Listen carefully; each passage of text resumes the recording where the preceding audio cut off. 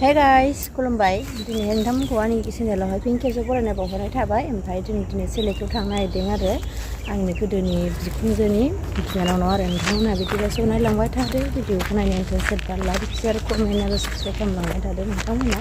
बिदिबा भिडिअखौ नायलांबाय थादो। जोंनि एफा जों दिनै सफैबाय लोगोफोर, नोंथांमोना नायलांबाय थादो। दुब्लि बारिजों आरोना नै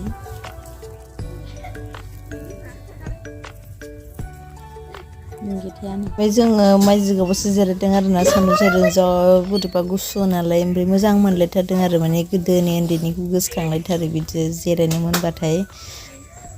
नायलांबाय थादोसो बिदिबा नोंथांमोनहा भिडिअखौ।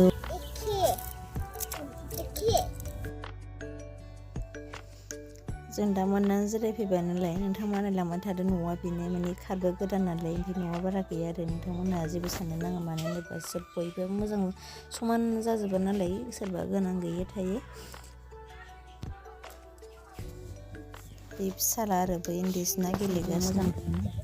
नै मालाय बना जा बुरजा खालाय दोनफैयो।